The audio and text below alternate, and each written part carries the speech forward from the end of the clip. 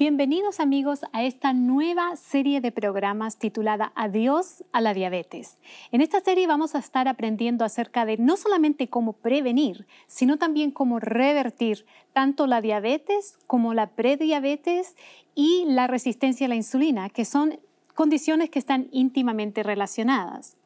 Ahora, solamente para darles un ejemplo de lo importante que es este tema, les quiero dar algunas estadísticas. Por ejemplo, aquí en Estados Unidos, cuanto a la prediabetes y diabetes combinada, para personas de entre 40 y 59 años de edad, la mitad de la población ya tiene ya sea prediabetes o diabetes. Pasando los 60, de la edad de 60 a 74 años, 2/3 partes de la población tiene una de estas dos condiciones. Y ya pasando los 75 años de edad, 3/4 de los adultos mayores de 75 años tienen ya sea diabetes o prediabetes. Eso es un ejemplo aquí en Estados Unidos, pero realmente esta enfermedad se ha convertido en una verdadera epidemia global. De hecho, tenemos cifras que vienen a nosotros de Atlas de Diabetes, que fue elaborado por la Federación Internacional de Diabetes. Y este mapa de diabetes nos muestra cómo en todo el mundo hay millones de casos de diabetes, aún en lugares que tal vez nosotros no pensaríamos, como por ejemplo en África, en Asia y en otros lugares, otros países en vía de desarrollo, donde se estima que la diabetes va a seguir aumentando a paso acelerado y en todo el mundo vamos a llegar a tener 629 millones de diabéticos. Entonces vemos que esto se ha convertido en una verdadera epidemia a nivel global. Y lo más triste es que se estima que las generaciones que vienen después de nosotros van a sufrir de esta enfermedad aún más. Aquí en Estados Unidos se nos dice que se estima que 1 de cada 3 niños van a desarrollar diabetes durante su vida. Pero eso es en la población en general. En las minorías étnicas en Estados Unidos, tanto los hispanos como los afroamericanos, 1 de cada 2 niños van a desarrollar esta enfermedad si no cambiamos nuestro estilo de vida de alguna manera importante dentro de los próximos años. Ahora, la buena noticia es que las investigaciones nos han mostrado que esta situación no es irreversible, que realmente nosotros podemos hacer algo para poder mejorar nuestra salud. Y de hecho, las investigaciones nos han confirmado que la prediabetes se puede revertir completamente, y al igual que la resistencia a la insulina, y que la diabetes tipo 2 es reversible en la gran mayoría de los casos. Ahora, si es así, entonces tenemos que saber cuál es la razón o la raíz por la cual viene esta enfermedad. Una vez que nosotros entendemos cuál es la razón de la diabetes, entonces nosotros podemos saber cómo prevenir y cómo revertir la diabetes. Y de eso vamos a estar hablando el día de hoy. Y para comenzar quisiera hablar acerca de cómo es que viene la diabetes. Y como tal vez muchos de ustedes saben en la audiencia, cada vez que nosotros consumimos alimentos, especialmente que tienen carbohidratos, estos carbohidratos se transforman en un tipo de azúcar que se llama glucosa. Y la glucosa es muy importante. No podemos decir que la glucosa es mala, porque de hecho la glucosa es necesaria para la vida. Todas nuestras células se alimentan de este tipo de azúcar que se llama glucosa. Lo importante es saber cómo controlar la glucosa de manera que no esté en cantidades excesivas en nuestra sangre. Ahora, cada una de nuestras células, como dije, necesita alimentarse de glucosa. Entonces, la glucosa de alguna manera necesita entrar dentro de las células de nuestro cuerpo. El problema es que dependiendo de la cantidad de ejercicio, la cantidad de calorías que consumamos, en especial la cantidad de grasa que haya en nuestra dieta, la cantidad de glucosa que penetra en las células de nuestros músculos y en las otras células de nuestro cuerpo varía.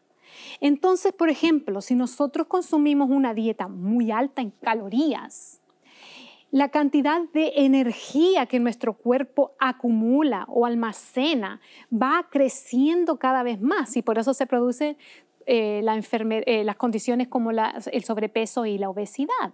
Entonces, cuando hay demasiada energía acumulada, es como una despensa que está llena de comida. Entonces, nosotros cuando tratamos de poner más comida, ya no cabe. De la misma manera, nuestras células también a veces tienen demasiada energía acumulada y en algún momento ellas dejan de aceptar más energía, más glucosa. De hecho, las células es como si tuvieran unas puertas. Estas puertas son los receptores de insulina, que se llaman técnicamente así, pero son como puertas. Y cuando ya las células tienen demasiada energía acumulada, las puertas es como si se cerraran con llave. Entonces resulta que la glucosa no entra por sí sola dentro de las células, necesita una ayuda, que es la que abre la puerta, es una hormona, que es la encargada, entre comillas, de abrir la puerta. Entonces, esta hormona muchos de ustedes ya han escuchado mencionar muchas veces. La produce un órgano que se llama páncreas y esta hormona se llama insulina. Como dije, la insulina es la encargada de abrir esa puerta en las células y agarrar la glucosa y introducirla dentro de las células. Pero cuando las células ya tienen demasiada energía acumulada, cuando nosotros, por ejemplo, como estilo de vida, consumimos exceso de calorías, en el desayuno, en el almuerzo, en la cena, día tras día. Entonces, a través del tiempo se va acumulando demasiada energía y llega el momento en que esa almacena ya está demasiado llena y la puerta se cierra con llave porque ya no podemos meter más cosas dentro de esa almacena.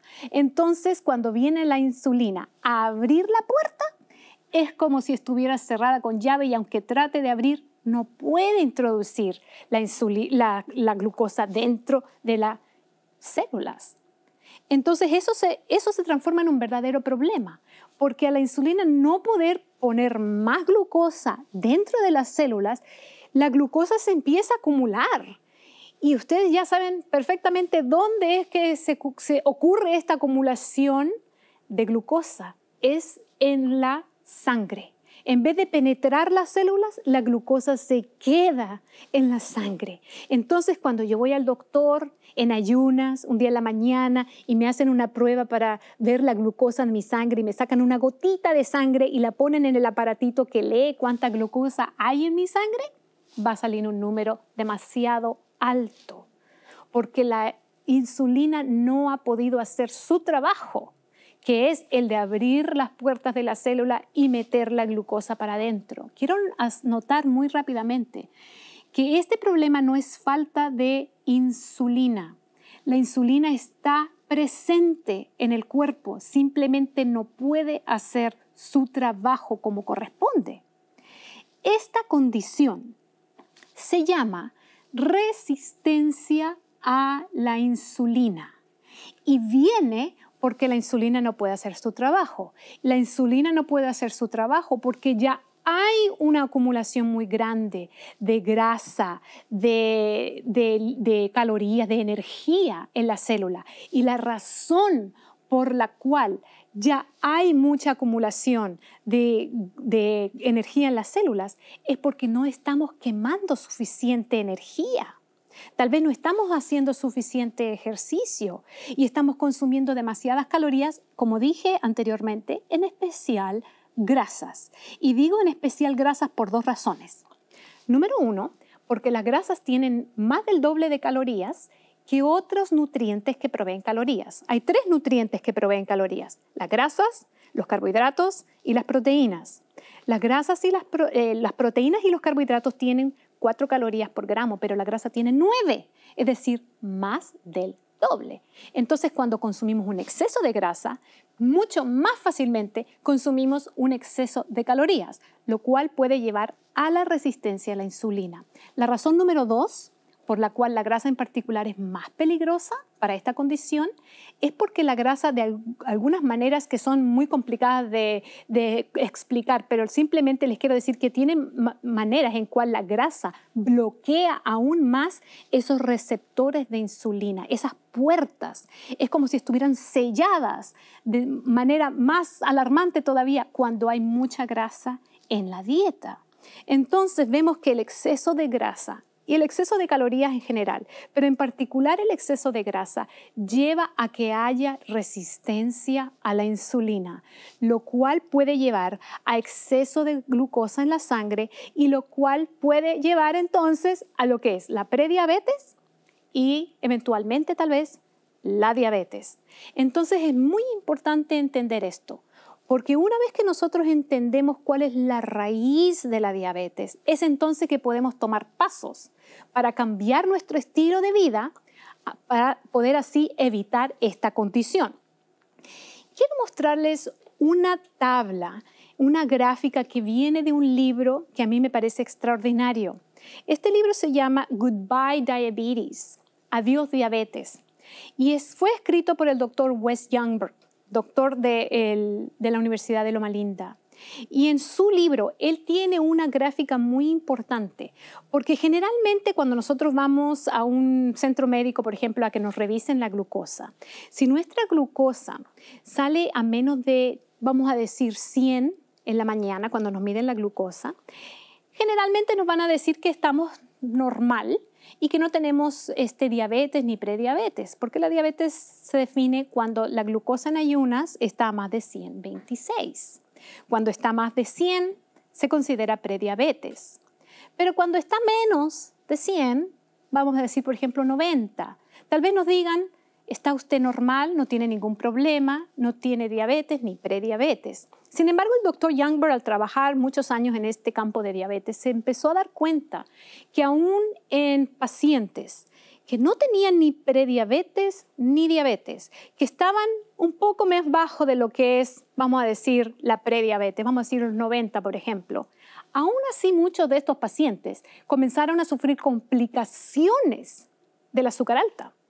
Entonces, aún antes de ser diagnosticados formalmente como diabéticos o prediabéticos, podemos sufrir consecuencias de alta azúcar en la sangre. Por eso que en su tabla, en el libro, él muestra que aún antes de la prediabetes hay dos fases de alta azúcar en la sangre. Ya pasando los 85, puede que esto ya empiece a mostrar que hay resistencia a la insulina, porque lo óptimo sería que nosotros tuviéramos un azúcar en ayunas entre 70 a 84. Ahí vamos entonces a estar en un nivel óptimo de glucosa en la sangre. Pero ya pasando eso, aun cuando no somos prediabéticos, podemos estar en riesgo de tener complicaciones de alta azúcar. Por eso que él le llama alta glucosa en la sangre fase 1 y fase 2. Y esto es prueba de que hay resistencia en la insulina.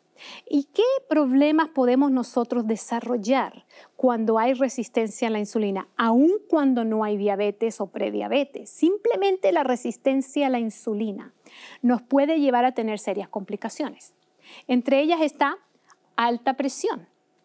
También podemos tener un colesterol bueno, el así llamado HDL, muy bajo, lo cual nos puede llevar a tener riesgo de enfermedades cardiovasculares.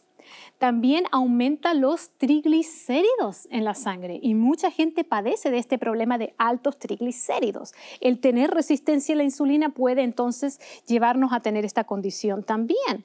Aumenta también los niveles de colesterol malo, el así llamado LDL. Si usted ha ido a revisarse los lípidos, el colesterol y otras grasas en la sangre, probablemente ya le han dado un número de colesterol total, colesterol bueno, colesterol malo, triglicéridos. Y ahí le va a aparecer si sus números salieron normales o salieron anormales.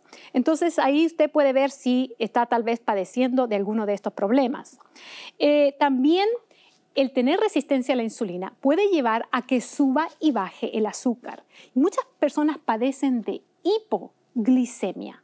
Y esto no es que tengan el azúcar muy alta, es que tienen el azúcar muy baja. Y eso puede ser peligroso porque puede hacer que tal vez nos desmayemos o perdamos el conocimiento, puede llevar a muchos problemas. Entonces resulta que la hipoglicemia, es decir, tener el azúcar muy baja, viene prácticamente por la misma razón que tener el azúcar muy alta. Y esto es la resistencia a la insulina. Y la resistencia a la insulina también lleva a aumentos de riesgo en ataques al corazón, en ataques cerebrales, como le decimos muchas veces en Latinoamérica, derrames cerebrales, stroke en inglés se llama esto.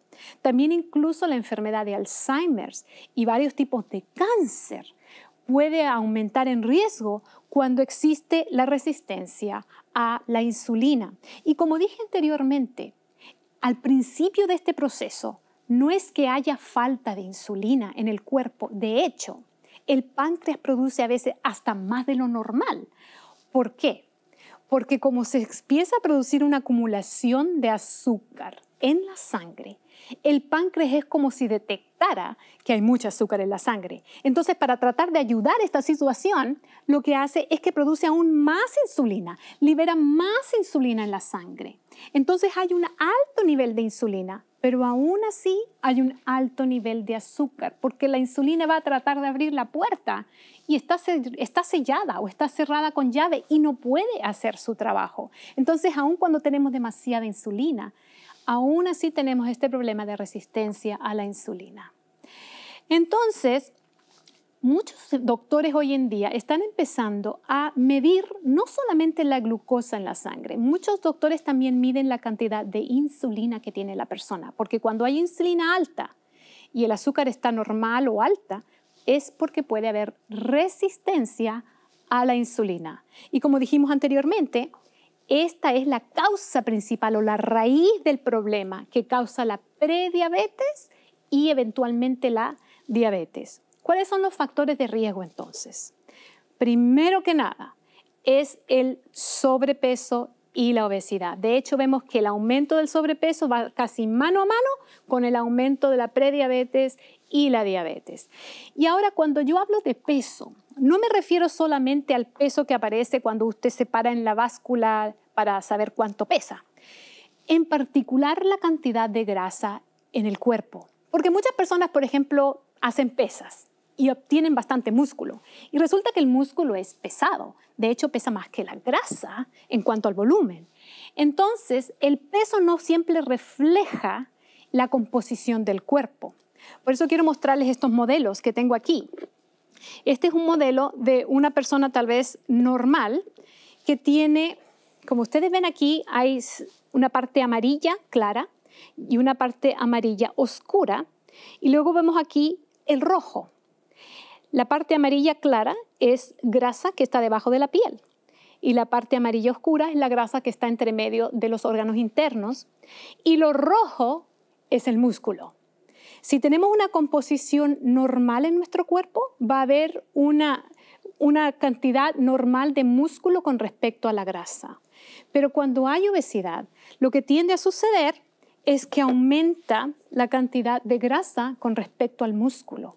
Entonces tenemos menos músculo y tenemos más acumulación de grasa en nuestro cuerpo. Y esto es lo que lleva a que haya resistencia a la insulina. Hay muchas personas que tienen un peso normal, pero aún así tienen exceso de grasa. No es solamente el peso lo que importa, es la cantidad de grasa que es lo que importa, que no haya exceso de grasa. Entonces no estamos hablando solo del peso, estamos realmente hablando de la cantidad de grasa en nuestro cuerpo, que aun cuando tengamos peso normal, podemos tener exceso de grasa. De hecho, hay personas que tienen peso normal, pero que tienen el porcentaje de grasa de una persona adulta. ¿Sabía usted eso? Tal vez usted pueda ser una persona que tenga peso normal y tenga, el porcentaje de grasa de una persona obesa. Es decir, usted puede ser un flaco gordo o gordo flaco, como le digo yo, y eso es también un riesgo para la salud. Entonces, ¿cuál es otro factor de riesgo, aparte de lo que ya dijimos que es la obesidad y el sobrepeso? El segundo factor de riesgo muy importante es la dieta, obviamente. Nuestra alimentación tiene mucho que ver con nuestra salud, como ustedes tal vez ya lo saben. Y una dieta moderna generalmente es alta en alimentos que son excesivamente procesados, exceso de grasa, exceso de azúcar, falta de fibra, falta de nutrientes importantes como las vitaminas, los minerales, los antioxidantes y los llamados fitoquímicos. Todos estos factores nos llevan a acumulación de exceso de peso y después nos llevan a enfermedades como la diabetes, como enfermedades al corazón, como la alta presión, incluso algunos tipos de cáncer. Entonces, el segundo factor de riesgo es la dieta. El tercer factor de riesgo, tal vez ustedes ya se lo imaginarán, es la falta de ejercicio. Lamentablemente, en nuestra sociedad moderna llevamos un estilo de vida cada vez más sedentario. Cada vez hacemos menos ejercicio. Nuestro diario vivir cada vez requiere menos movimiento. Antes nuestros antepasados tal vez caminaban mucho más, hacían trabajo que requería esfuerzo físico, como por ejemplo trabajar en el campo, o hay otras también ocupaciones que requieren esfuerzo físico, pero hoy en día la mayoría de las personas tenemos muchas veces trabajos que son sedentarios. Y esto nos lleva a no estar quemando suficiente grasa, utilizando suficientes calorías, utilizando suficiente energía que estamos consumiendo día tras día en nuestra dieta moderna alta en calorías. Y esto nos lleva a la resistencia a la insulina. Ahora, muchas personas me dicen, no, pero es que miren, yo el problema que tengo es que tengo muchos familiares con diabetes. Tengo mis padres, mis tíos, mis abuelos, toda mi familia tiene diabetes, entonces yo heredé la diabetes. Tal vez ustedes han escuchado algo similar. Sin embargo, les voy a decir lo siguiente, a pesar de que la genética sí nos pone a un riesgo más alto de diabetes y prediabetes, hay un factor genético. El estilo de vida tiene mucho más impacto que la genética. De hecho, nuestro estilo de vida puede cambiar los factores epigenéticos que se llaman ahora. Ya hemos descubierto por medio de la ciencia de que nuestra genética hasta cierto punto se puede alterar por medio de nuestro estilo de vida. Es decir, la genética no determina nuestro destino, más bien es nuestro estilo de vida lo que determina qué enfermedades vamos a desarrollar o no. Otro factor importante que está relacionado con la genética es el origen étnico. De hecho, muchos grupos étnicos en Estados Unidos y a través del mundo tienen tendencias más altas a tener obesidad, sobrepeso, diabetes y otras enfermedades. Entonces, así como con la genética, el origen étnico también es un factor de riesgo, pero al igual que con la genética, no es un factor determinante, porque es más importante aún el estilo de vida. Y quiero darles un ejemplo acerca de esto. Aquí en Estados Unidos hay un grupo étnico que es el que tiene la tasa más alta de diabetes en todo el país. Y este es un grupo de nativos americanos, de indígenas americanos, y se llaman la tribu de los indios Pima. Ellos tienen la tasa de diabetes más alta en Estados Unidos. Pero resulta que los indios Pima están muy íntimamente relacionados, genéticamente relacionados con otro grupo indígena que no vive en Estados Unidos. Viven en el sur de la frontera, en el estado de Chihuahua, en México, al norte de México. Este era un solo grupo, pero cientos de años atrás se separaron, unos se quedaron en el norte, otros se fueron al sur. Este grupo de indígenas en México viven en las sierras del estado de Chihuahua, muchos ya ustedes lo han escuchado mencionar, se llaman los indios tarahumaras. Resulta que los indios tarahumaras tienen tal vez otro tipo de estilo de vida muy diferente a sus primos aquí en Estados Unidos. Ellos viven en las sierras, tienen bajos recursos, comen una dieta muy sencilla, más que nada frijoles, maíz, vegetales, etc. Y hacen mucho ejercicio porque viven en las montañas. Suben y bajan. De hecho, son corredores, son conocidos aquí en Estados Unidos y en Europa porque corren carreras largas y muchos salen en los primeros 5 puestos. Así que ellos son conocidos por su nivel de entrenamiento físico. Bueno, resulta que los tarahumaras tienen una de las tasas más bajas de diabetes en el mundo. Tienen una genética prácticamente idéntica a los indios Pima de Estados Unidos. Sin embargo, los resultados son completamente diferentes. Entonces vemos que no es nuestra genética, no es nuestro origen étnico lo que determina realmente si nosotros vamos a tener diabetes o no. Lo que determina si vamos a desarrollar la resistencia a la insulina o la prediabetes o la diabetes realmente es nuestro estilo de vida. Eso es buenas noticias, porque nosotros podemos, hasta cierto punto, en la gran mayoría realmente, podemos modificar nuestro estilo de vida. Y esto es más importante que cualquier otra cosa que podamos hacer. Las medicinas para la diabetes hemos visto que muchas veces pueden ayudar a bajar tal vez la glucosa. Sin embargo, La glucosa alta no es realmente lo más importante. Lo más importante es la enfermedad metabólica que está haciendo que suba el azúcar más de lo normal. Y esa enfermedad viene por esta llamada resistencia a la insulina. En otras palabras, el azúcar alta es casi, se podría decir, un síntoma, no es la causa. Al igual que otras enfermedades, las enfermedades cardiovasculares, por ejemplo, el síntoma, se puede decir, es alto colesterol. Pero realmente lo que tenemos que fijarnos es cuál es la causa por la cual viene el alto colesterol. Cuando nosotros conocemos la causa, la raíz del problema, podemos ir directamente a la raíz del problema. La diabetes no viene por falta de medicamentos para la diabetes. La diabetes tipo 2, no viene por falta de insulina. La insulina está presente y está tratando de hacer su trabajo, pero no puede porque nuestro cuerpo no está respondiendo a ella. Ahora, hasta ahora he hablado solamente de la diabetes tipo 2.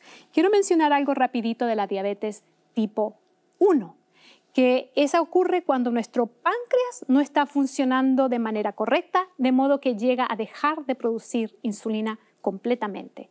Esa persona, en la gran mayoría de los casos, se tiene que inyectar insulina todos los días, porque si no puede fallecer. Necesita la insulina a diario. Pero hemos visto que cuando las personas que tienen diabetes tipo 1 cambian a un estilo de vida saludable, incluyendo una dieta saludable, incluyendo ejercicio, y de todas estas cosas vamos a estar hablando en esta serie llamada Adiós a la diabetes. Cuando aún las personas que tienen diabetes tipo 1 se pueden beneficiar al punto, tal vez no de que dejen completamente de usar la insulina, pero de que puedan reducir el uso de insulina a lo mínimo, lo que los doctores denominan la cantidad fisiológica necesaria para el funcionamiento de nuestro cuerpo.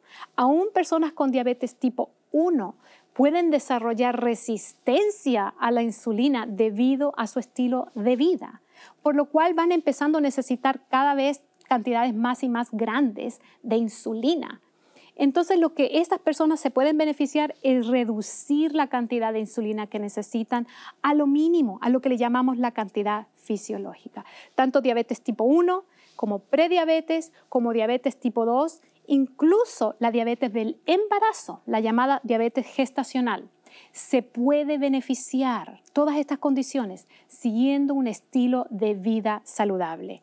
De eso vamos a estar hablando en esta maravillosa serie de programas llamados Adiós a la diabetes. Así que espero poder verlos en los próximos programas y espero que esta información haya sido de beneficio para usted.